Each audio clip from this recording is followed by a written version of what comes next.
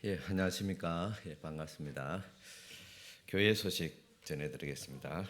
예배는 힘써주시기 바랍니다. 오늘은 스승의 주일로 드리게 되겠습니다. 또 오늘 오후 예배는 리아성교회 헌신 예배로 드리게 되겠습니다. 또 전도 대상자 3명 작정에 모두 동참해 주시기 바랍니다. 오늘 헌신 예배 후에 또 헌신 예배에 이어서 우리 가족 찬양 시간을 가지겠습니다. 또 참가하신 가족은 또 참가상이 있습니다. 많은 참여 부탁드립니다. 또 오늘 오후 예배 후에 여름 수양일 준비를 위한 우리 각 선교 회장과 그리고 구역장 모임이 있습니다. 각 선교 회장과 또 구역장 꼭 모여주시기 바랍니다.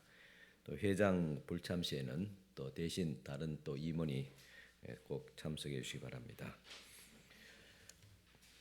중보기도학교가 이번 수요일 마찬가지로 오전 10시에 본당에 서 있습니다. 그리고 전도대는 저희가 직장신방 관계로 오전 10시 반에 푸른 초장에서 모여서 출발하도록 하겠습니다.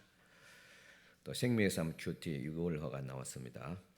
또 각 선교회 모임 다음 주에 있습니다. 또 직장신방 중에 있습니다. 또 우리 법물복지관 자원봉사자 나들이가 5월 30일 화요일 날 예정되어 있습니다. 우리 봉사자 우리 성도님들은 참석하실 분들은 우리 22일 그러니까 월요일 내일까지입니다. 오늘까지 우리 부목사님 앞으로 그렇게 또 신청해 주시기를 바랍니다. 축하 있습니다. 우리 권오진 지사님 지난번에 토목 시공 기술사 1차 그때 이론 합격했습니다. 또 얼마 전에 또 면접과 또 실습 또 2차 시험에 또 합격 최종 합격했습니다. 축하드립니다. 한번 우리 지사님 한번 일어서서 인사하고 같이 축하합시다. 감사합니다.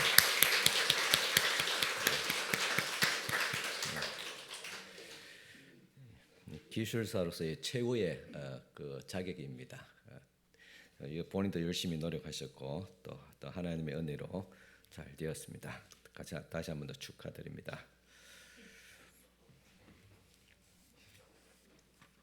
또 이 시간 또 조금 더 섭섭한 소식이 있습니다. 그동안 우리와 함께했던 우리 김철우 우리 성도님, 우리 사실 조선족으로서 또 우리 또 교회에 이렇게 참여하시고 또 그동안 같이 함께 또 예배 드리는데 이제 중국으로 가시게 되었습니다.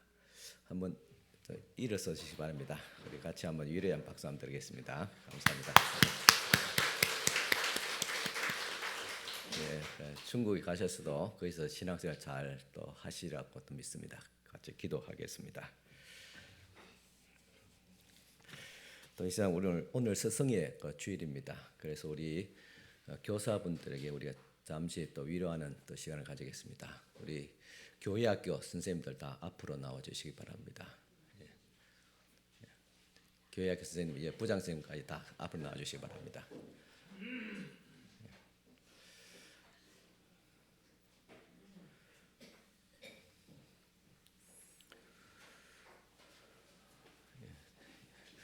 앞으로 나오시죠. 우리 사실 또 여러 교회 봉사직이 있지만은 또 교사직은 어느 직분보다도 또 아침 일찍 나오셔서 또 수고하고 또 가르치고 또 준비하고 또 예를 많이 그렇게 쓰시고 있습니다. 참 감사한 분들이고 우리 교회 또 다음 세대를 위해서 이와 같이 섬기는 귀한 분들입니다. 여러분 계속 관심을 가지시고 또 기도해 주시기 바랍니다. 꽃다발이라도 드려야 되겠지만 꽃보다 더 좋은 것은 아마 상품권인 줄 압니다. 그래서 이제 상품은 하나씩 드리고 위로하겠습니다.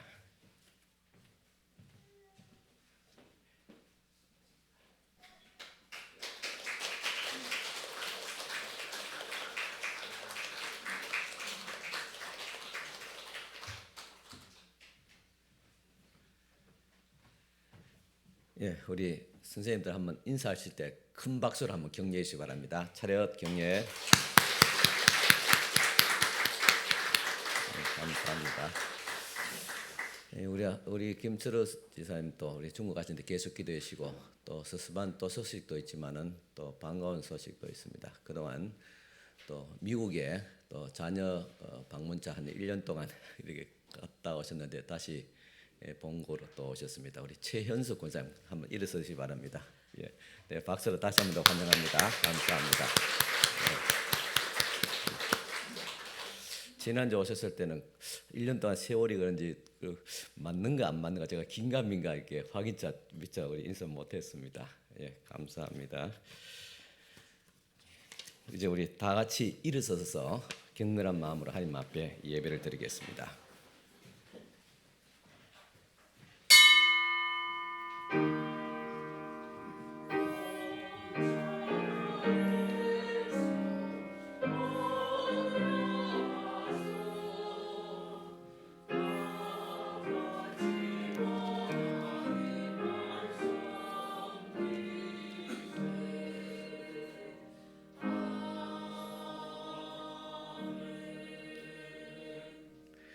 나를 보내신 아버지께서 이끌지 아니하시면 아무도 내게 올 수 없으니 오는 그를 내가 마지막 날에 다시 살리리라. 선지자의 글에 그들이 다 하나님의 가르치심을 받으리라 기록되었은즉 아버지께 듣고 배운 사람마다 내게로 오느니라. 아멘. 존귀와 영광을 받으시기에 합당하신 하나님 아버지, 찬송과 영광을 올려드립니다. 몸과 마음과 뜻과 정성을 다하여 드리는 우리의 예배를 기쁘게 받아 주옵소서. 오늘 예배하는 주의 백성들이 능력의 말씀을 들을 때 심령이 새로워지게 하옵소서. 상한 마음과 지친 몸으로 주님의 위로를 기다리고 있는 성도들을 굽어보사 세상에서 경험할 수 없는 참된 위로와 평강을 누리게 하여 주옵소서. 자비하신 주님의 얼굴을 배울 때 우리의 심령에 새로운 소망이 솟고 기쁨이 충만하게 하옵소서. 예수님의 이름으로 기원하옵나이다. 아멘. 예, 다 앉으셔서 다 같이 함께 주님 앞에 참여하며 고백의 기도를 드리겠습니다.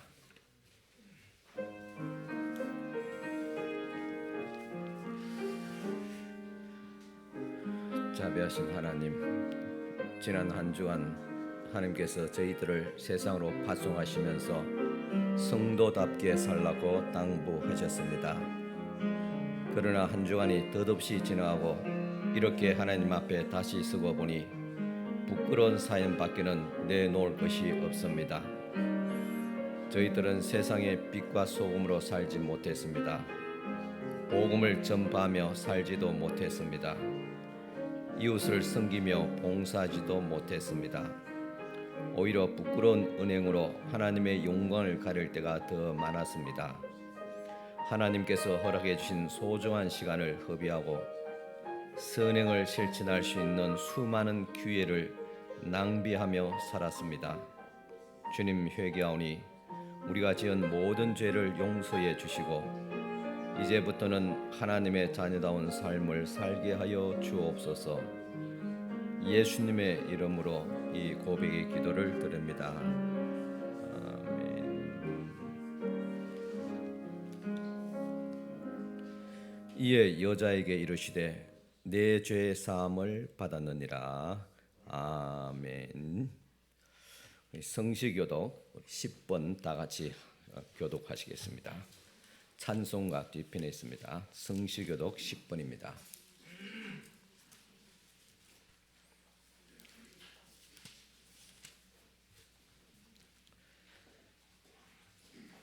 하나님이여 나를 지켜 주소서. 내가 주께 피하나이다.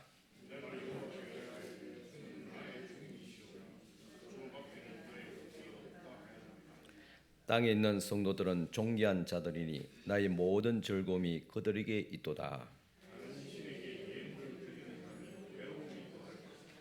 나는 그들이 드리는 피의 전제를 드리지 아니하며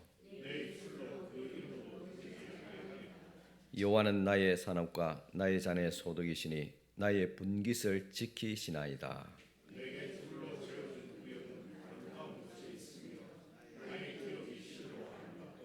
나를 훈계하신 여호와를 송축할지라. 내가 여호와를 항상 내 앞에 모시며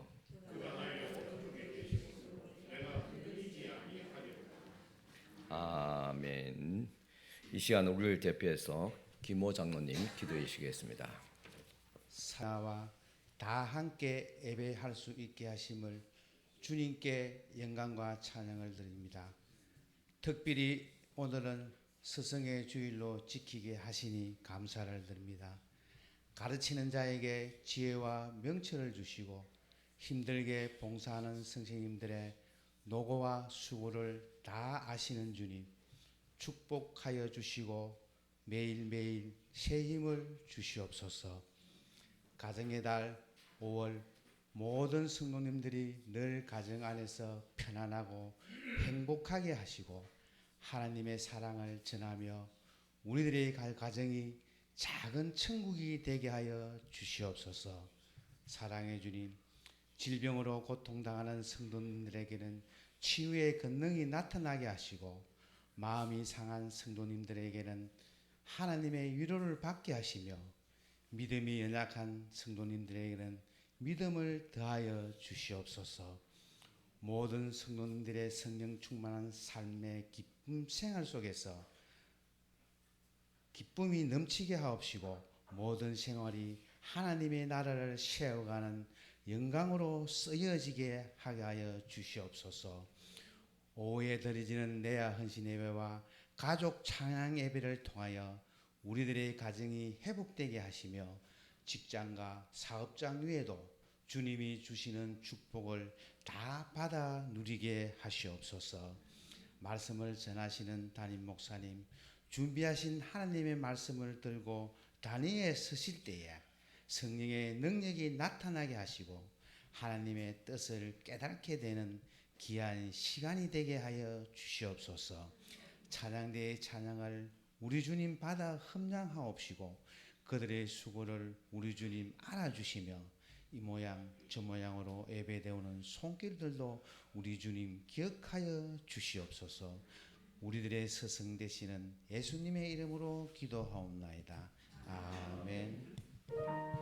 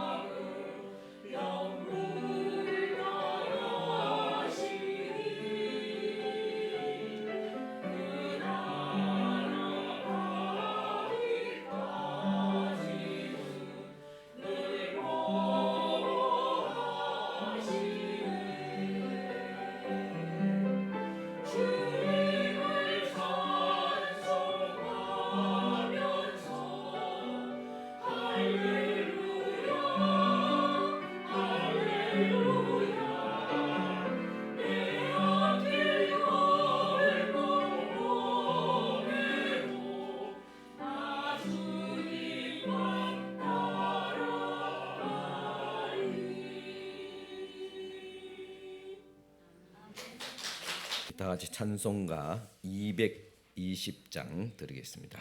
220장 찬송가입니다.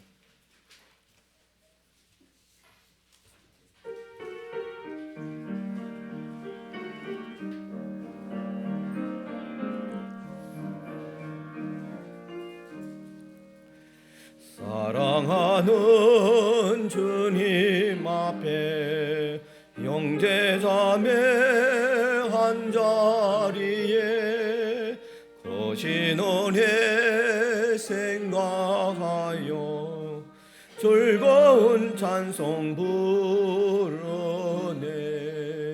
내 주 예수 오늘 받아 모든 사람 내 몸같이 환난권심 위로하고 진심으로 사랑하세.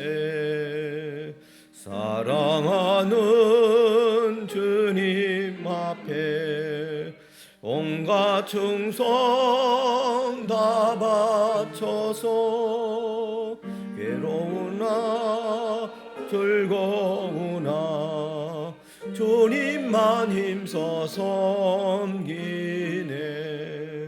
우리 주님 거룩한 손 제자들의 발을 씻어 남 섬기는 종의 도를 몸소 행해 보이셨네.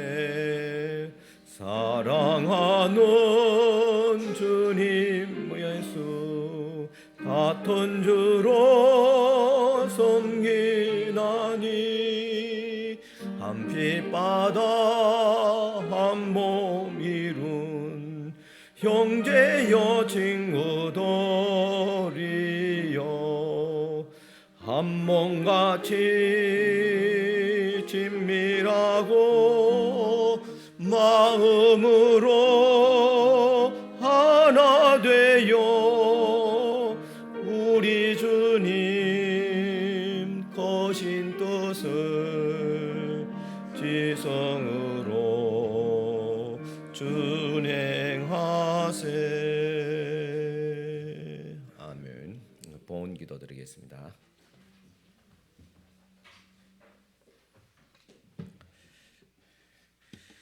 먼저 10의 1조 예물 드리신 분들 있습니다. 하나님 아버지, 이 시간 하나님의 것을 또 하나님께 드리는 귀한 이 송길 때를 기억하여 주셨기를 원합니다. 첫 것을 주님 앞에 들었음에 모든 물질 생활이 더 거룩하며 온전하게 하옵시고 또 풍성할 수 있도록 복을 다하시되 저들의 지갑에 또 가정에 사업장에 물질로 주께서 부어 주시옵기를 바라고 원하옵나이다. 또 주님 앞에 주님의 은혜에 감사하며 또 항상 지켜 보호하심에 감사하며 또 신방을 또 받게 주심을 감사하며 주님의 크신 은혜 깊이 또 감사합니다. 크신 은혜 또 감사하며 주님께 돌아오게 하여 주시기를 기도하며 또 범사에 감사드리오며 하나님의 은혜로 회복케 하심을 또 감사합니다. 주님 은혜 감사드립니다.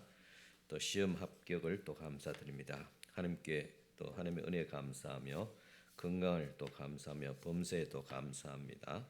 또 함께 할 수 있는 시간들에 감사하며 한 주간 또 함께 하실 주님께 또 감사를 드립니다. 또 기술사 시험 최종 합격에 또 감사를 드리오며 주님의 사랑과 은혜도 감사드립니다. 지켜주신 은혜 감사하며 주님의 은혜도 감사합니다. 가정의 달 모두 건강 또 지켜주심에 또 감사합니다. 또 하나님의 은혜 감사하며 또 주님의 은혜도 감사를 드립니다. 또 하나님의 은혜 또 감사를 드립니다. 또 하나님의 은혜 또 감사를 드립니다. 하나님 아버지, 이 시간도 주님 앞에 또 감사하며 귀한 또 예물 올려드립니다.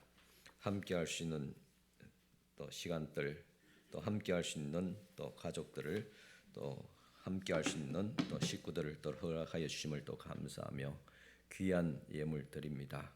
주께서 이 모든 예물들을 기쁘게 받아주시고 늘 감사한 대로 감사한 일이 더 넘칠 수 있도록 축복하여 주시옵기를 원합니다. 또 건강을 주시고 시험에 합격하게 해주시며 또 한 영혼을 주님 앞으로 인도하기를 소원하며 드리는 그 어머니의 기도 또 할머니의 기도를 주께서 다 들어 응답하여 주시옵기를 간절히 바라곤 합니다. 또 주님 앞에 주일의 헌금을 드리며 성교 구제 장학 건축 예물로 드립니다. 이 모든 향기로운 예물들을 기쁘게 받아주시고 복을 다하시되 믿음의 복을, 건강의 복을, 물질의 복을 다하여 주시옵소서. 예수님 이름으로 축복하며 기도드리옵나이다. 아멘.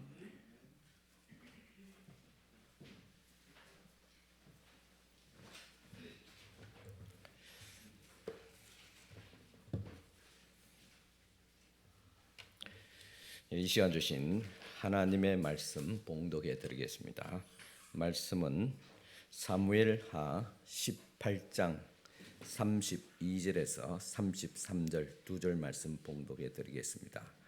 사무엘하 18장 32절 33절이십니다. 찾으신 후 일어서서 하나님의 말씀 받으시길 바랍니다. 왕이 구스 사람에게 묻되 젊은 압살롬은 잘 있느냐?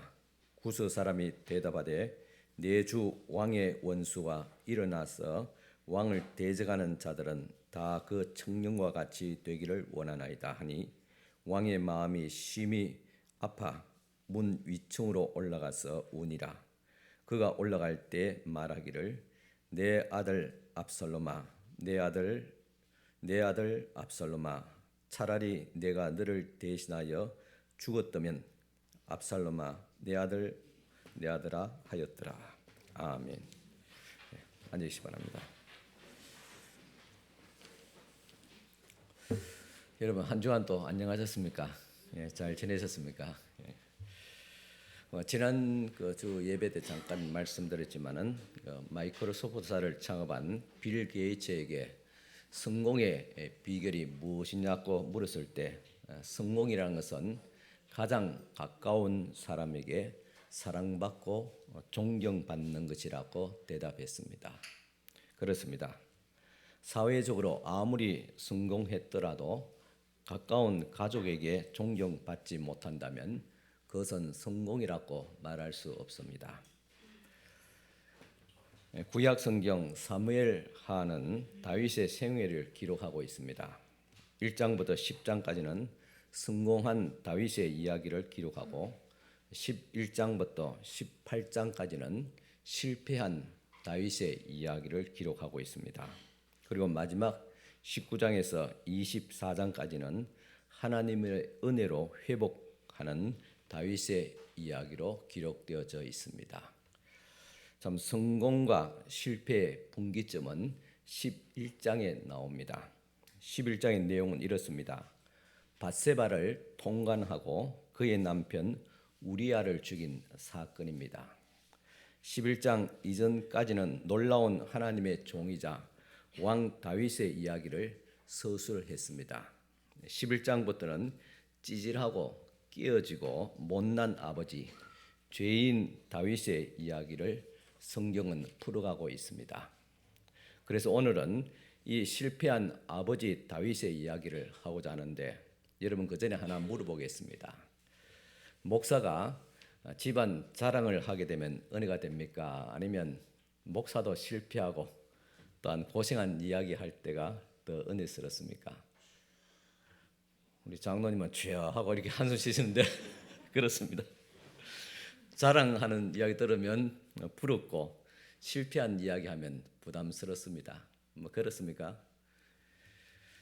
여러분 말로는 목사님 집안 자랑할 때 은혜가 됩니다 말할 줄 모르겠지만 속으로는 부럽습니다. 우리하고는 딴 세상에 살고 계시네요. 그렇게 아마 생각할 것 같습니다.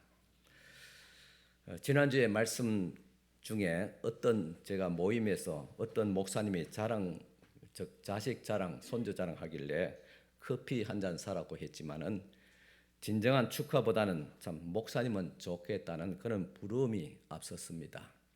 그래서 목사가 고생하고 실패한 이야기를 들으면 위로가 될 것이라 그렇게 짐작이 됩니다.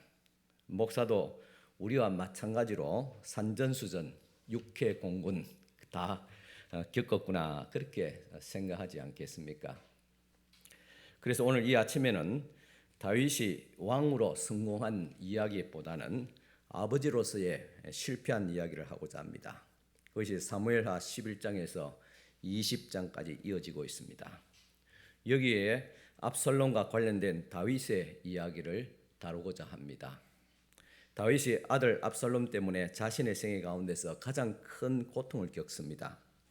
마음과 명예에 지울 수 없는 큰 상처를 입었습니다. 이 정도 된다면 다윗은 왕으로서도 아버지로서도 이제 몰락을 해야 됩니다. 하지만 다윗이 다시 왕으로서의 자리로 아버지의 자리로 돌아올 수 있었던 것은 전적인 하나님의 은혜였습니다. 압살롬은 다윗의 셋째 아들로 태어납니다. 사무엘하 3장 3절 보면 둘째는 길르압이라 갈멜 사람 나발의 아내였던 아비가일의 소생이요 셋째는 압살롬이라 그술왕 달메의 딸 마가의 아들이요 했습니다. 첫째는 아히노암의 소생 암논이고 둘째 아들은 아비가일의 소생 길르압인데 이 길르압에 관한 이야기는 성경에 별다른 정보를 제공하고 있지 않습니다. 그러므로 배다른 왕자들 가운데서 이 압살롬 셋째의 지위가 상당했으리라고 짐작합니다. 사실상 장자 암논을 이은 제2인자였습니다. 그런데 이 압살롬의 누이 동생 다말이 치욕적인 일을 당하게 됩니다. 사무엘하 13장 1절에 보면 그 후에 이 일이 있었니라. 그러니까 이 일이란 것은 치욕적인 가족 사이입니다. 다윗의 아들 압살롬에게 아름다운 누이가 있었으니 이름은 다말이라. 다윗의 다른 아들 암논이 그를 사랑하나 했습니다. 여기 보면 그 후에 했습니다. 이 그 후라는 것은 무슨 일이 있은 후인가 하면 다윗의 아내 밧세바에게서 솔로몬이 태어나게 됩니다. 그가 사랑하고 아꼈던 아내 밧세바에게서 아들이 났으니까 경사스러운 일이 아닙니까? 그리고 또한 요압과 다윗이 암몬의 랍바를 쳐서 점령한 그런 사건이 있습니다. 그러니까 다윗 왕국에 겹경사가 있었던 것입니다. 그런데 이렇게 경사스러운 일이 있은 후에 다윗의 가정에 큰 폭풍 시험이 오게 됩니다. 그럼 우리는 사실 성공하는 것보다도 성공한 이후의 삶이 더 어렵습니다. 그래서 사도 바울은 말합니다. 고린도서 10장 12절에 그런즉 선줄로 생각하는 자는 넘어질까 조심하라 그랬습니다. 이런 경사가 있은 후에 다윗의 맏아들 암논이 이복 여동생이자 압살롬의 친동생인 다말을 연모하다가 상사병이 생기게 됩니다. 아버지 다윗의 허락을 받아서 다말이 이복 오빠인 암논의 집에 가서 음식을 차려주게 되는데 암논이 먹기를 거절하고 주변 사람들을 다 나가게 한 후에 이 다말을 겁탈하게 됩니다. 그런 후에 이제는 사랑이 미움으로 변해서 이 다말을 쫓아내게 됩니다. 암논은 인간으로서 해서는 안 될 두 번이나 그 일을 반복하게 됩니다. 집으로 돌아온 다말이 채색옷을 찢고 크게 울부짖게 됩니다. 이때 다윗은 어떻게 했느냐? 사무엘하 13장 21절에 보면 다윗 왕이 이 모든 일을 듣고 심히 노하니라. 화를 벌떡 냈습니다. 그런데 아버지 다윗이 암논의 악행을 보고 크게 노했지만은 책망하고 징벌했다는 기록은 없습니다. 그냥 노했을 뿐이지 구체적으로 건신이나 책벌이 없었습니다. 다윗이 암논을 징계하지 않는 이유는 마소라 성경에 의하면 암논이 장자였기 때문이고 그리고 암논을 사랑했기 때문이란 것입니다. 그리고 이 암논은 장차 왕이 될 사람입니다. 그래서 다윗은 암논에게 어떤 흠결이나 또 문제가 있어서는 안 된다고 생각했을 것입니다. 그러나 어찌된 일인지 막상 피해자인 다말에 대해서는 다윗이 안타까워하거나 슬퍼했다는 기록이 성경에 없습니다. 여기서부터 다윗 집안이 잘못되어져 가고 있습니다. 이런 아버지의 잘못된 처신과 교육이 형제 싸움을 부추기게 됩니다. 압살롬은 다말을 욕보인 암논에게 복수할 때를 기다리고 있다가 만 2년이 되었을 때 양털 깎는 날에 모든 왕자들을 초청해서 잔치를 베풀고 종들에게 명령하여서 이 암논을 살해하게 됩니다. 아마 짐작컨대 압살롬이 누이 동생의 사건에 대한 복수이기도 하지만은 이번 기회에 서열 2인자에서 1인자가 되는 그런 기회, 즉 형을 제거할 수 있는 명분을 얻게 됩니다. 이렇게 일전에 나단 선지자가 범죄한 다윗에게 경고한 것 같이 다윗 왕가의 피해 전쟁이 시작되게 됩니다. 이후 압살롬은 아버지를 피해서 도망하게 됩니다. 여기에서도 압살롬은 아버지에게 회개했다는 그런 기록이 없습니다. 아버지가 책망할 기회도 주지 않았습니다.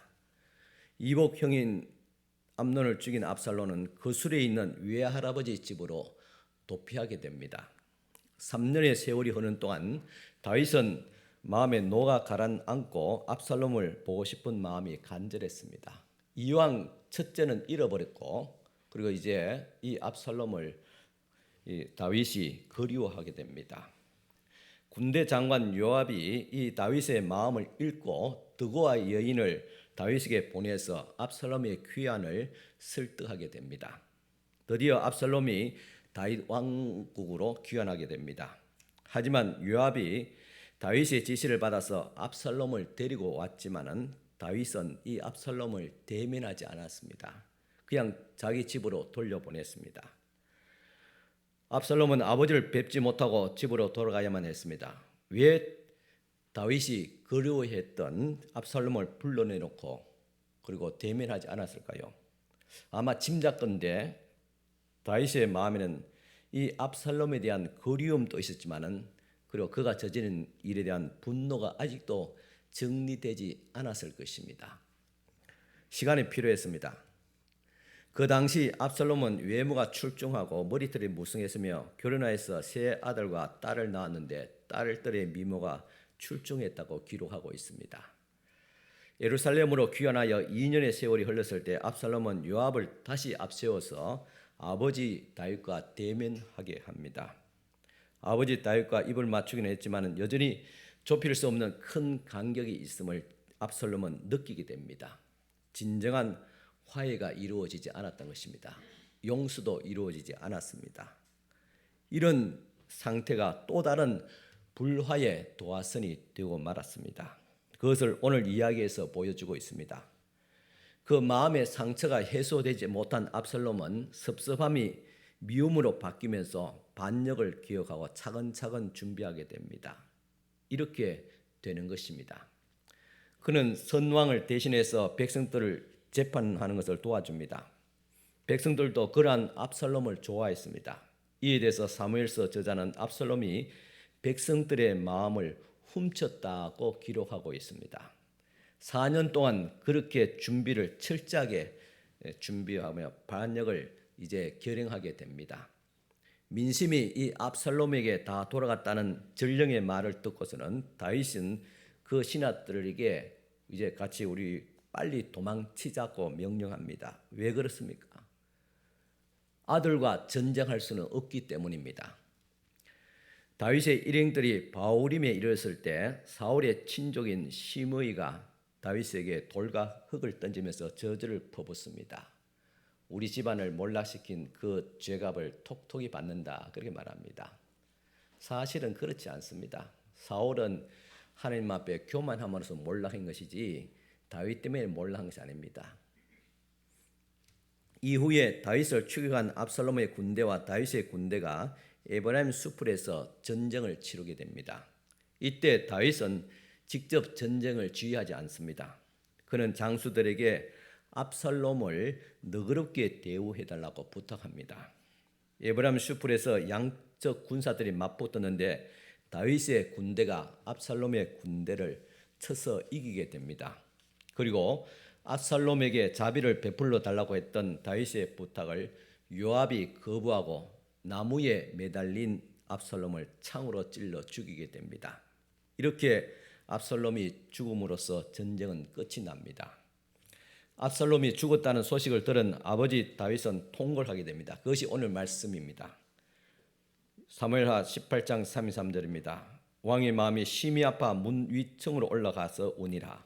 그가 올라갈 때 말하기를 내 아들 압살롬아, 내 아들 압살롬아, 차라리 내가 너를 대신하여 죽었다면 압살롬 내 아들아 하였더라 하겠습니다. 무려 내 아들 한 절에서 4번이나 반복합니다. 그것은 이 압살롬을 다윗이 진짜 사랑했다는 말입니다. 이런 슬픔에서 벗어나지 못하고 있는 다윗에게 요압이 항의를 합니다. 압살롬이 죽은 것은 자신이 자초한 것이 아닙니까? 그런데 왕께서 오랫동안 슬픔에 잠겨 있으면 반역을 진압하기 위해서 헌신한 군사들과 백성들은 어디서 위로를 받을 수 있습니까? 우리를 수치스럽게 하시는 것입니다. 이렇게 하시면 백성들이 내일에는 한 사람도 당신 곁에 남아있지 않을 것입니다 라고 말하면서 이제 슬픔을 딛고 일어나서 왕의 직무를 수행하십시오 라고 직고하게 됩니다. 요압의 직언을 받아들인 다윗은 성문에 앉게 됩니다. 이는 왕의 직무가 수행되기 시작했다는 것입니다. 그럴 때 비로소 백성들이 집으로 돌아가게 됩니다. 그리고 얼마 후에 다윗은 다시 예루살렘으로 귀환하게 됩니다. 지금까지 우리는 이 압살롬과 관련된 다윗의 이야기를 훑어보았습니다. 다윗의 인생은 실로 파란만장합니다.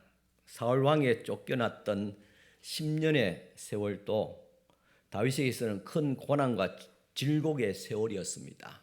그때 다윗의 주옥 같은 시편의 시들이 다 그때 기록되고 썼던 것입니다.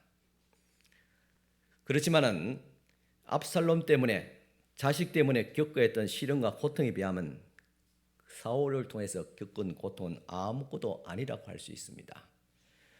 성도 여러분, 밖에서 우리가 실패하고 고난을 받는 것하고 가정에서 가정의 문제로 고난 받는 것 어느 것이 비중이 더 크다고 생각합니까? 가정입니다. 성도 여러분들도 가정 또 가족 때문에 큰 시련을 만나는 분이 있습니까? 여러분들이 당한 그 시련을 암몬과 압살롬 때문에 겪은 다윗의 시련과 연관해서 한번 생각해 보시고 이 시간 같이 함께 말씀 가운데서 성령께서 인도하는 가운데서 풀어나가기를 원합니다. 다윗의 집안에 왜 이와 같은 고통이 왔는가? 한마디로 다윗의 범죄 때문이었습니다. 다윗의 가정에서 벌어진 각종 비극들은 모두 그의 범죄로 말미암아 그가 치러야 될 그런 대가, 즉 보응이었습니다. 다윗이 바세바를 간음하고 그의 남편 우리아를 죽였을 때 나단 선지자가 한 말입니다. 사무엘하 12장 10절 12절입니다. 이제 내가 나를 업신여기고 햇사람 우리아의 아내를 빼앗아 내 아내로 삼았은즉 칼이 내 집안에서 영원토록 떠나지 아니하리라 하셨고 여호와께서 또 이와 같이 이르시되 보라 내가 너와 내 집에 재앙을 일으키고 내가 내 눈앞에서 내 아내를 빼앗아 내 이웃들에게 주리니 그 사람들이 내 아내들과 더불어 백주에 동침하리라. 너는 은밀히 행하였으나 나는 온 이스라엘 앞에서 백주의 이 일을 행하리라 하셨다 하니라 하겠습니다. 다윗은 은밀하게 죄를 지었습니다. 은밀하게 간음죄를 지고 은밀하게 그것도 직접 아니라 그의 충복 요압을 시켜서 전쟁에서 그의 남편을 죽게 만들었습니다. 얼마나 비겁하고 간사한 짓입니까? 이렇게 은밀하게 했지만 나는 백주에 너의 행한 것을 다 드러나게 되리라 그렇게 말씀합니다. 얼마나 무서운 경고입니까? 이 말씀대로 다윗의 지은 죄는 자식을 통해서 혹독하게 치르게 됩니다. 암논이 배다른 이복 여동생을 겁탈하게 됩니다. 그리고 압살롬이 형제 암논을 살인하게 됩니다. 그리고 압살롬이 쿠데타를 일으켜서 왕이 되었을 때 왕궁 옥상에서 대낮에 아버지와 그의 백성들이 보라는 듯이 다윗의 아내들과 동침하게 됩니다. 나단 선지자의 경고대로 다윗은 은밀하게 죄를 저질렀지만 모든 사람 앞에 그 죄값을 치르게 되었던 것입니다. 이처럼 죄의 결과는 크고 무서운 것이며 그 대가를 치르기 위해서는 많은 고통을 경험할 수밖에 없습니다. 그래서 우리가 죄를 지으면 회개하면 그만이지. 하나님도 7번, 10번, 수십 번, 수백 번 용서하라 그랬잖아요. 그죠? 그래서 죄를 지면 용서하고 회개하면, 진심을 회개하면 그만이지. 그렇게 쉽게 생각할 것이 아닙니다. 죄를 회개하면 그 죄를 말미암아 사망에는 이르지 않겠지요. 왜냐, 하나님의 자녀 믿음의 사람이기 때문에. 그렇지만 그 대가는 치러야 됩니다. 그래서 우리가 죄 짓는 것을 두려워하라 그렇게 말하고 있습니다. 저는 여기서 우리 주 예수 그리스도의 모습을 보게 됩니다. 오늘 여기서 나단 선지를 통해서 하나님께서 다윗에게 경고한 말씀입니다. 너는 은밀한 데서 죄를 지었지만은 너의 죄는 백주에 모든 백성들아 보는 앞에서 낱낱이 드러나게 되리라 그렇게 경고합니다. 다윗은 하나님께서 사랑한 왕이자 자식과 같은 그런 존재입니다. 그런데 하나님께서 아버지 되는 하나님께서 왜 이 다윗의 그 허물을 굳이 이렇게 백주에 드러나게 그렇게 밝히고 했을까요? 다윗에게 수치심을 더 주기 위해서 그런 겁니까? 아마 하나님의 깊은 마음은 그것이 아니었다고 생각합니다. 저는 이 말씀을 들으면서 우리 주 예수님을 생각하게 됩니다. 장차 이 땅에 오실 예수님, 우리 모든 인생의 모든 허물들을 다 짊어지실 예수님을 보게 됩니다. 우리는 은밀하게 죄를 짓고 또 지었지만은 그 죄를 하나님은 당신의 아들을 백주에 모든 사람들 보는 앞에서 발가벗겨서 십자가에 못 박아서 그 죄값을 치르게 했습니다. 하나님은 우리를 사랑하지만, 아버지 사랑하지만 그 죄를 간과하지 않습니다. 그냥 넘어가지 않습니다. 죄값은 반드시 치르게 되는데 당신의 아들이 치렀다는 사실입니다. 만약 여러분이 당한 시련이 여러분들의 잘못 때문이라면 하나님 앞에 나와서 속히 회개해야 됩니다. 그리고 상처받은 가족들을 용서하고 용서를 빌어야 됩니다. 그리고 하나님께 회복해 하시기를 구해야 됩니다. 그런데 하나님께서 우유부단하고 무책임한 다윗을 회복하시는 이유가 무엇일까요? 그것은 하나님과 다윗과 맺은 언약 때문입니다. 오늘 본문이 독자인 우리에게 알려주는 가장 큰 교훈은 하나님께서 다윗과 맺은 언약은 견고하다는 것입니다. 다윗이 무슨 짓을 하든 어떤 실패를 하든 간에 하나님이 다윗을 사랑하는 마음과 그와 맺은 언약은 변함이 없다는 사실을 오늘 말씀을 통해서 우리에게 보여주고자 하는 것입니다.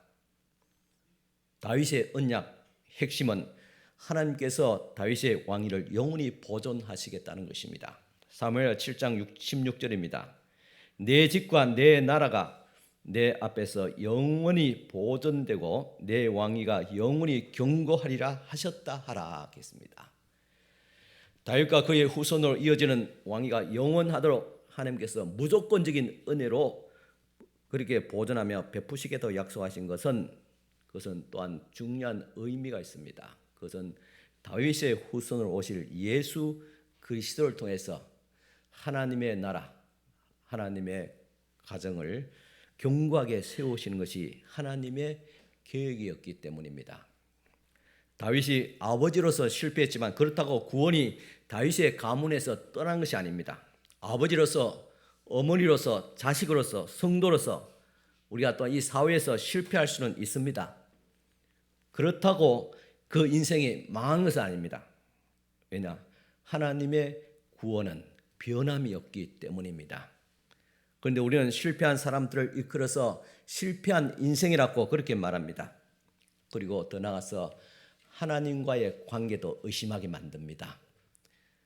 우리가 부부싸움, 대판싸움은 그런 이야기 하잖아요. 그래 믿고도 너가 장로냐, 너가 권사냐 다 때려치워라. 목사님 앞에 가서 사표 내라. 우리 교회는 그런 분 없을 줄 압니다. 그런데 다른 교회에서 그런 이야기 많이 들었어요. 그런 못된 말 하면 안 됩니다. 내가 실수한 것이지만은 하나님의 그 관계는 손을 대면 안 됩니다. 하나님께서 그래도 우리를 사랑하시고, 그래도 하나님께서 우리를 보존하시고, 그래도 하나님께서 우리를 지키시고 바르게 살도록 인도하시기 때문입니다. 그런데 실패했다고 뭐든지 다 끝났다, 믿음도 뭐 직분도 이제는 다 내려놓아라. 누가 그 이야기를 한 줄 아십니까? 누가 그렇게 옆에서 찔러준 줄 압니까? 마귀입니다. 마귀는 인생의 실패자는 하나님께로부터도 버림받은 자라고 낙심하게 만듭니다. 그래서 평생의 죄인으로 살든지 아니면 극단적인 선택을 하도록 충돌질합니다. 하지만 하나님은 실패한 우리들을 버리지 않겠다고 약속하셨습니다. 그 증거가 예수 그리스도입니다. 예수님은 이 땅에 오셔서 경림을 받는 자, 인생 실패자, 낙오자들을 찾아가셨습니다. 죄인 세리들을 찾아갔습니다. 이 세리들은 요즘을 비유한다면 그냥 은행원이 아닙니다. 악독한 사채업자들, 대부업자들 같이 부당한 이득을 취하는 그런 성질의 사람들입니다. 그러니까 강도 살인자라고 그렇게 취급했지요. 그리고 창녀들입니다. 찾아갔습니다. 만났습니다. 그리고 가난한 자들, 세간에 주목받지 못한 소외된 자들, 온갖 부정한 질병에 걸린 자들입니다. 한마디로 인생 실패자, 낙오자들입니다. 주님은 그들을 찾아가셔서 친구가 되어주시고 그들을 치료하여 주시고 그리고 제자까지 삼으시고 구원하셨습니다. 신구약 성경은 이처럼 하나님의 구원의 언약을 기록한 책입니다. 성경에 기록된 하나님의 언약은 반드시 성취됩니다. 그 이유는 언약 그 말씀을 기록하여서 주신 분은 하나님이시기 때문입니다. 신실한 하나님께서 성경에 기록된 언약의 말씀들을 반드시 지켜주십니다. 그래서 우리 성도와 교회는 큰 시련과 고통 속에 있을 때도 하나님을 붙잡고 하나님의 은혜를 누리게 됩니다. 우리는 내 인생에 왜 이런 불행이 왔느냐, 불상사가 왔느냐 원망하고 괴로워합니다. 하지만 그 고통은 하나님의 목적은 물론 아닙니다. 그렇지만 은혜의 수단입니다. 다윗의 인생에 암논의 악행과 압살롬의 반역 사건이 일어나지 않았다면 좋겠지만은 그 같은 끔찍한 일이 일어났습니다. 설마 했는데 일어났습니다. 우리의 인생 삶에도 이와 같은 일들이 종종 일어납니다. 하지만 성도에게는 고난이 하나님의 뜻을 깨닫게 하는 은혜의 방편이 된다는 사실입니다. 산전수전 6개 공군 다 겪었던 다윗의 고백입니다. 시편 119편 67절입니다.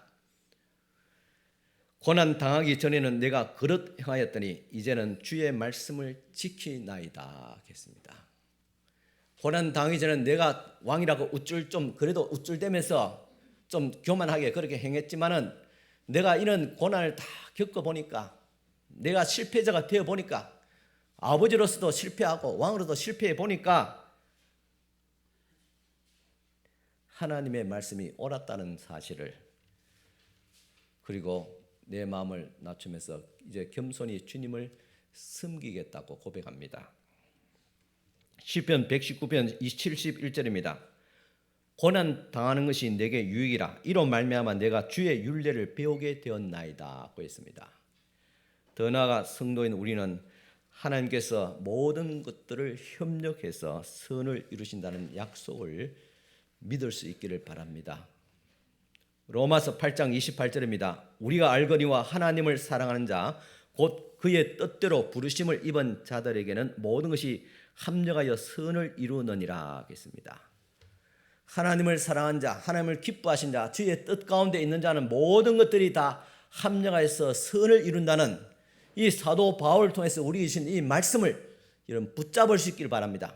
의심지 않고 믿을 수 있기를 바랍니다. 그러면 여러분 실패자가 아닙니다. 낙오자가 아닙니다. 회복됩니다. 끝이 좋습니다. 그러면 된 거 아닙니까?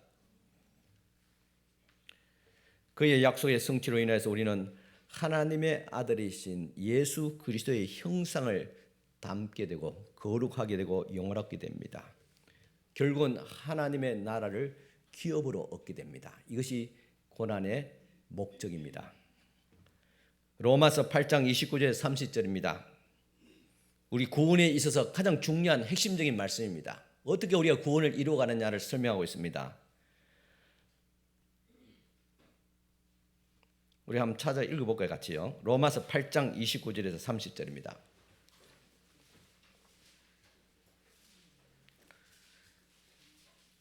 같이 읽겠습니다. 하나님이 미리 아신 자들을 또한 그의 아들의 형상을 본받게 하기 위하여 미리 정하셨으니 이는 그로 많은 형제 중에서 맏아들이 되게 하려 하심이니라.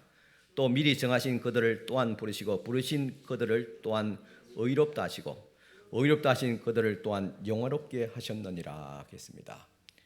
하나님께서 우리를 만세전에 예정하시고 때가 되면 부르시고 부르신 우리들을 의롭다 하시고 의롭다 하신 우리를 영화롭게 하는 것, 이것이 바로 구원의 과정입니다. 부름받은 우리가 어떻게 의롭게 되고 영화롭게 될 수 있습니까? 예수 그리스도의 보혈의 능력입니까? 저도 그렇게 믿습니다. 믿고 싶습니다. 그렇다면 예수님의 그 피 묻은 손이 나타나서 여러분들의 죄를 이렇게 다 닦아주고 씻어 주었습니까? 그런 체험을 하셨습니까? 성령의 역사입니까? 물론 성령이 우리를 거룩하게 한다고 했습니다. 그 말씀대로 성령의 기름 부으심이 내 머리부터 발끝까지 이르게 되며 성령의 거룩해 하심을 여러분 체험하셨습니까? 마치 전기가 통하듯이 전율을 느끼면서 그런 체험들이 있습니까? 제가 성경의 신앙의 신비한 체험을 부정하는 것이 아닙니다. 지금 우리는 현실을 이야기하자는 겁니다. 현실은 진짜 우리를 거룩하게 하는 것은 고난입니다. 시련입니다. 역경입니다. 실패입니다. 고난이 오늘 우리를 거룩한 자로 빚어집니다. 마치 온갖 잡것에 섞인 금강석이 용광로에 들어가서 순수한 정금으로 나오듯이 고난의 불길을 통하여서 정하게 되고 거룩한 자로 빚어지게 됩니다. 저는 화근합니다. 다윗의 생애 사무엘하를 통해서 왕으로서의 성공한 것, 그리고 그가 실패한 생애, 그리고 마지막에 회복하는 생애, 그렇게 3부로 나눴잖아요. 만약 그 가운데서 그가 실패의 생애 없었다면 마지막 회복하는 그 생애가 있었을까? 저는 의심합니다. 그가 자만에 빠지고 교만했다면 앞에 사울같이 버림받은 그런 사람으로 성경은 역사는 기록했을 것입니다. 하지만 다윗에게는 이런 고난이 있었기 때문에 그가 하나님 앞에 돌아올 수 있었고 하나님 앞에서 회복할 수가 있었던 것입니다. 다윗을 징계하시는 하나님의 징계는 우리를 위한 사랑의 매입니다. 범죄한 다윗의 집안에 큰 환난이 왔습니다.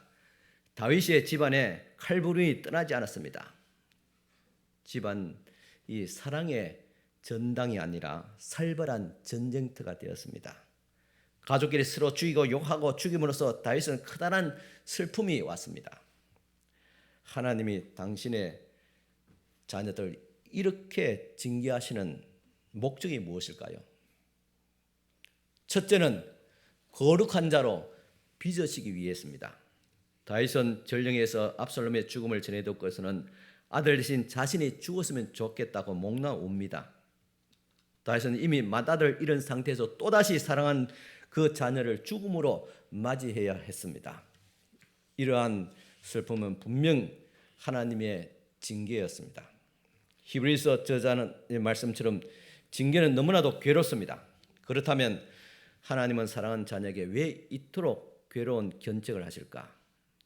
그 징계의 과정을 통해서 훈련받은 사람이 마침내 거룩함에 이르기 때문입니다.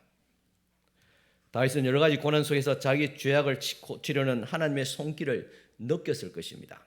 하나님은 그의 모든 추악한 죄를 다 아셨습니다. 하지만 그를 버리지 않으시고 오히려 그를 회개케 하며 깨끗한 마음으로 회복되기를 원했습니다. 다윗은 자신의 죄가 드러나자 자기가 얼마나 추악한 죄인이었던 것을, 과거에 저질렀던 그 죄를 뼈저리게 그렇게 기억하고 느끼며 반성하며 후회했을 줄 압니다. 그리고 하나님 앞에 자백을 했습니다. 그 자백의 시작으로 거룩하신 하나님의 이 기대하시는 성결한 모습으로 회복되게 됩니다. 하나님은 우리의 범죄도 징계하십니다. 우리는 삶의 고통이 속히 지나가기만 기도하고 있습니다. 하지만 이때 우리는 내면을 성찰해야 됩니다. 내가 주님 앞에 범죄한 자이냐? 내가 주님 앞에 지금 바르게 살고 있지 않는가? 이렇게 신앙생활 해야 되겠냐? 이렇게 살아가야 되느냐? 그렇게 자기를 계속 곰씹으면서 성찰해야 됩니다. 그래야지 그 고난이 이제 끝이 납니다. 그 생각을 하기 전까지 깨닫기까지는 계속 고난이 겹쳐오게 됩니다. 혹시 하나님의 뜻에 불순종했거나 하나님보다도 더 사랑한 것은 없었는지 자신을 살펴봐야 됩니다. 어떤 사람은 내가 그렇게 나쁜 상처도 하고 했지 않는데 그렇게 내가 이는 벌 받을 만큼 못된 짓 하고 다니지 않았는데 그렇게 생각할 줄 모르겠지만 하나님을 대적하는 최고의 적이 무엇인지 압니까? 자기 자존심입니다. 자만심입니다. 하나님 그것을 꺾으십니다. 하나님은 우리의 유익을 위해서 이 과정을 사용하시고 우리를 거룩해 하시고 하나님의 자녀로 빚으시는 것입니다. 하나님은 다윗이 당신의 마음에 합한 자라고 말씀하셨습니다. 물론 다윗은 그 전에 아름다운 모습들이 많았겠지요. 그런데 진짜 다윗이 흠이 없는 사람에서 합한 자라고 했을까요? 인간적으로 생각하면 사실 그 전에 사울이 더 인간다운 사람, 더 겸손한 사람이었습니다. 그런데 왜 다윗을 이끌어서 하나님의 마음에 합한 자라고 했을까요? 그 말은 미래지향적인 그런 말입니다. 내가 합한 자로 만들겠다. 주님의 언약이고 다짐입니다. 오늘 우리에게도 그렇게 말씀하십니다. 지금은 찌질하고 못날지 모르겠지만은 너는 나의 합한 자다. 내가 그렇게 만들어 가겠다. 만들어 주겠다. 주님께서 그렇게 우리에게도 말씀하십니다. 여기에 우리의 희망이 있습니다. 히브리서 저자는 하나님이 사랑한 자를 견책하시고 자녀로 인정하실 때 매를 든다고 그렇게 말씀합니다. 다윗의 삶에 나타난 징계들은 그를 향한 하나님의 사랑의 표현이었습니다. 마치 부모가 자녀의 잘못을 책망하고 징계하듯이 하나님은 그 사랑의 매를 든 것입니다. 그런데 하나님께서 든 그 사랑의 매는 너무 힘들어요. 너무 혹독해요. 끔찍해요. 그런데도 우리는 고통이 찾아오면 낙심하고 좌절하면서 하나님을 원망합니다. 그리고 하나님의 사랑을 의심하면서 부정하다가 하나님께로부터 멀어지는 그런 사람들도 있습니다. 하지만 우리는 다윗의 삶을 주관하시고 그를 사랑으로 징계하시며 변화시켰던 그 하나님의 마음을 신뢰해야 합니다. 하나님은 우리를 사랑하기 때문에 그 죄악 속에 교만 속에 그대로 버려주지 않으시고 우리를 고쳐서라도 인간되게 하고 하나님의 자녀 믿음의 사람 되게 하시는 하나님이십니다. 왜? 사랑하기 때문에 그렇습니다. 그러므로 우리는 부모의 견책 속에서 사랑을 느끼고 더 부모를 공경하고 순종해야 하듯이 하나님이 주시는 징계 속에서도 더욱 하나님께 순종으로 나아갈 수 있어야 합니다. 잠언 저자에 따르면 부모가 자식을 사랑하면 건실하게 징계한다 그랬습니다. 우리는 우리를 책망하신 하나님의 손길에서 사랑을 깨닫고 또 하나님께 더 순종하고자 하는 그런 마음을 다짐해야 합니다. 여기에서 하나님의 자녀와 마귀의 자녀가 구분됩니다. 알곡과 쭉정이가 구분됩니다. 하나님의 자녀는 환난이 오게 되면 하나님께 더 가까이 나아갑니다. 하지만 마귀의 자녀는 환난이 오면 하나님을 원망하고 저주하고 떠납니다. 진짜 될 자식은 부모가 책망하면 순종합니다. 쑥으려 들어옵니다. 하지만 안 될 자식은 듣지도 않고 뛰쳐나갑니다. 알곡은 환난의 절구에 들어가게 되면 알곡으로 나옵니다. 쭉정이는 환난의 절구에 들어갔자도 쭉정이로 나옵니다. 주인은 알곡은 모아서 곡간에 들이지만 쭉정이는 모아서 불사른다 그랬습니다.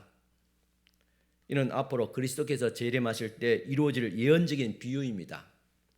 이 예언의 비유가 가정에서 이미 시작되었고 교회에서 시작됩니다. 성도 여러분, 가정에서나 교회에서나 알곡 식구들, 알곡 자녀들, 알곡 성도가 될 수 있기를 축원합니다. 살다 보면 우리가 범한 죄악 때문에 하나님께 징계를 받을 때가 있습니다. 하나님은 우리를 죄악에서 건져줘서 더욱 거룩하고 성결한 자로 빚으시기 위해서 그 징계를 아끼지 않는 참된 양육자이고 참된 아버지십니다.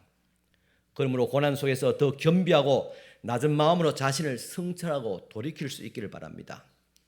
그리고 사랑의 매를 드신 하나님 아버지를 경외하며 더욱 순종의 자리로 나갈 수 있기를 바랍니다. 다윗은 못된 짓을 한 암논이나 형을 죽인 압살롬을 건실하게 징계하지 않음을 통해서 가정이 파탄되고 큰 풍파가 왔습니다. 하지만 하나님 아버지는 그런 실수를 범하지 않습니다. 우리의 죄를 엄하게 다스리십니다. 그렇게 해서 거룩한 자녀, 순종의 자녀로 만드십니다. 하나님은 우리처럼 어설프게 자식 농사를 짓지 않습니다. 하나님은 결국은 회복시키는 아버지입니다. 아들 압살롬은 이런 슬픔의 장인 다윗에게 요압은 아버지가 아닌 왕의 자리로 복구하라고 촉구합니다. 다윗이 왕으로서 복구하기 위해서 가슴 아픈 현실이지만은 부하들을 위해서 승리를 격려하지 않으면 안 되었습니다. 자기 개인의 가족의 슬픔을 디디고 다시 왕의 자리로, 내가 서야 될 자리로 왔습니다. 목사의 자리로, 장로의 자리로, 권사의 자리로, 집사의 자리로, 성도의 자리로 돌아왔습니다. 비록 이 모든 일들이 이 다윗의 집안 때문에 또 죄 때문에 일어난 일이지만은 다윗이 이스라엘 왕이라는 사실은 변하지 않습니다. 다윗은 이 모든 일의 원인이 자기의 죄라는 사실을 인정했고 그 처벌을 겸허하게 받았으며 하나님의 부르심을 저버리지 않고 그 일을 감당했습니다. 이는 하나님의 백성이 죄로 인한 하나님과 멀어졌을 때 어떻게 회복하는가는 전형적인 보여주는 모범 사례입니다. 다윗은 깊은 고난과 시련 속에서 다윗이 하나님의 은혜로 회복되었습니다. 이렇듯 다윗은 큰 시련과 고통 속에서 백성들을 하나님 아버지의 마음으로 다시 품게 됩니다. 겸손과 기도의 사람으로 회복되었습니다. 하나님께서 우유부단하고 무책임한 다윗에게 크고 놀라운 은혜를 베푸신 이유는 다윗의 왕위를 영원히 보존하게 될 것이란 이 다윗과 맺은 언약 때문입니다. 언약은 주도권은 하나님께서 가지고 계십니다. 내가 너를 명하여 택하였으므로 내가 너를 버리지 않겠다는 것이 하나님의 언약입니다. 다윗과 그의 후손으로 이어지는 왕위가 영원하도록 하나님께서 무조건적인 은혜를 베푸셨겠다고 약속하신 것은 이런 장차 다윗의 후손으로 오실 그리스도를 통해서 하나님의 나라를 또 우리의 구원을 견고하게 세우시는 것이 하나님의 계획이고 언약의 목적이기도 합니다. 성경에 기록된 하나님의 언약은 반드시 성취되어 있는데 그 이유는 언약 말씀을 성경에 기록해서 우리에게 주신 하나님은 신실하신 분이기 때문입니다. 신실하신 하나님께서 성경에 기록된 언약의 말씀을 반드시 지키십니다. 죄인 다윗을 회복하게 하신 언약은 바로 예수 그리스도입니다.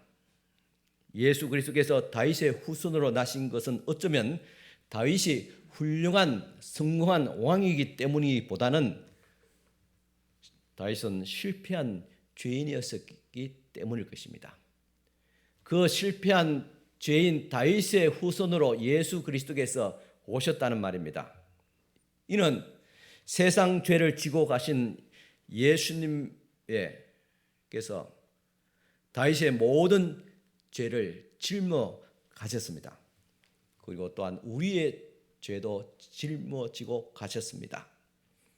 그래서 우리들도 세상에서 실패한 죄인, 실패한 아버지, 실패한 어머니, 실패한 자식이지만은 예수의 이름으로 다시 일어날 수 있습니다. 그리고 다시 아버지의 자리로, 어머니의 자리로, 자녀의 자리로, 그리고 성도의 자리로 돌아갈 수 있기를 축원합니다. 기도드리겠습니다. 하나님 아버지, 우리 인생살이 산전수전, 육해공건 다 겪었던 저희들 아닙니까? 오늘도 실패한 다윗을 통해서 교훈받고 위로받고, 또한 하나님의 우리에게 향한 변함없는 그 약속의 손길을 우리가 이 시간 붙잡고 다시 일어나고자 합니다. 실패한 자리에서 일어나게 하옵소서. 아버지의 자리로, 또한 성도의 자리로, 어머니의 자리로, 자녀의 자리로 다시 회복할 수 있도록 도와주시옵소서. 이 모든 것을 이루신 예수 그리스도의 이름으로 기도드리옵나이다. 아멘. 우리 다 같이 우리 찬양 한 곡 우리 같이 드리겠습니다.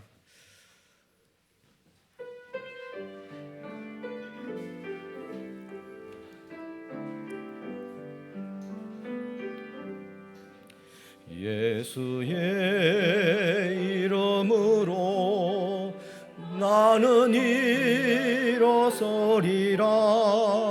주가 주신 능력으로 나는 일어서리라.